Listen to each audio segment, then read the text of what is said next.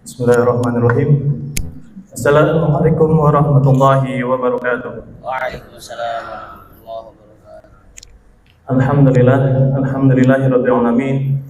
Wassalatu wassalamu ala asrofil anbiya'i wal mursalin sayyidina wa nabiyyina Muhammadin sallallahu alaihi wasallam wa ala alihi wa sahbihi ajma'in. Amma ba'du.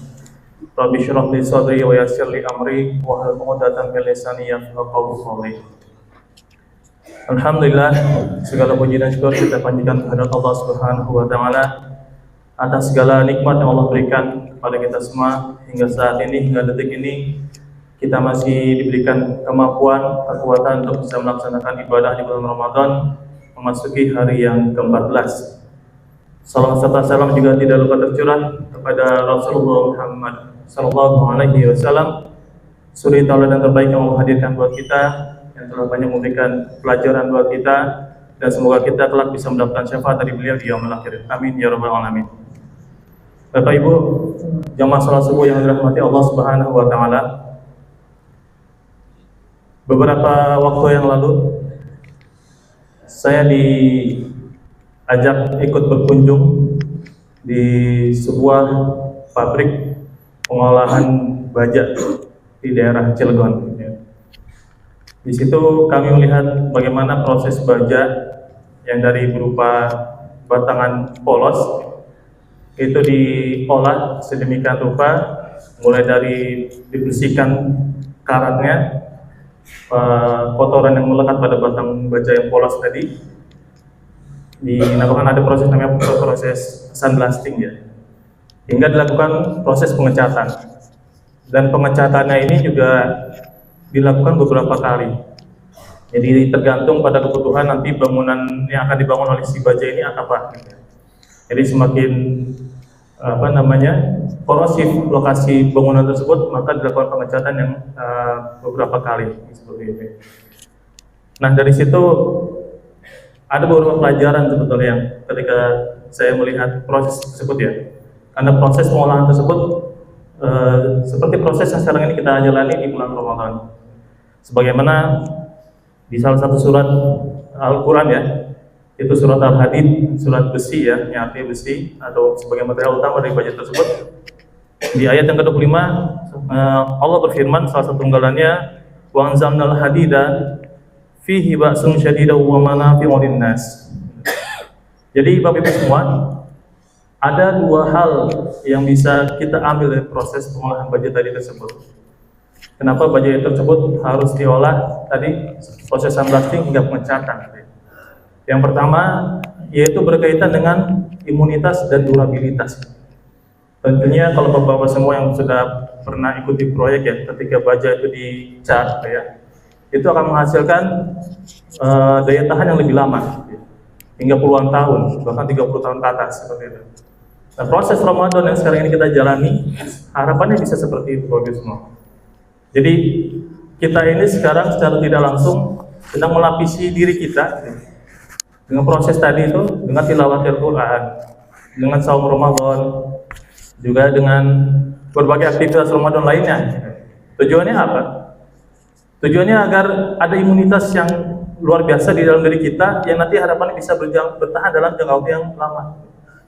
Tidak hanya sesaat saja, tapi bisa berbulan-bulan harapannya. Syukur alhamdulillah kita bisa bertemu lagi dengan Ramadan berikutnya. Itulah kenapa kalau kita tahu ya, banyak para ulama zaman dahulu itu di bulan Ramadan ini benar-benar menggencarkan ibadah-ibadah Ramadannya. Kita tahu beberapa ulama yang dia dalam 3 hari bisa mengkhatamkan Al-Quran gitu ya.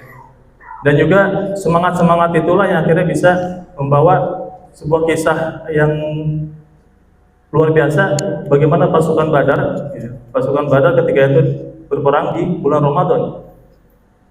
Bagaimana jumlah pasukannya hanya 300 pasukan bisa mampu mengalahkan 1000 pasukan.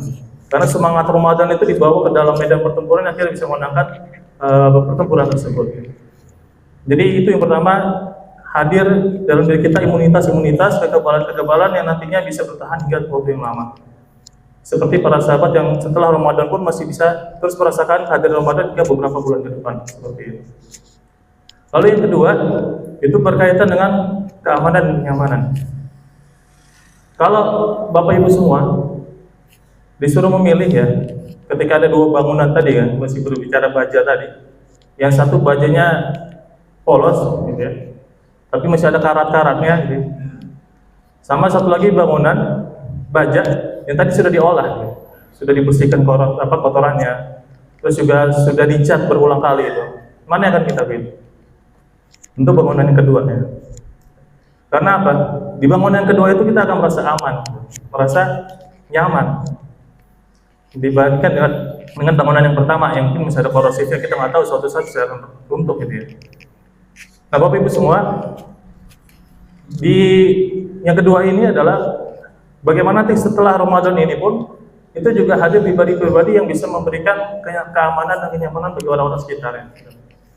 Bagaimana nanti pasca Ramadan ini itu diri kita menjadi lebih solih, ya. Solih tidak hanya secara pribadi, tapi juga orang-orang lain merasa aman dan nyaman dengan kehadiran kita.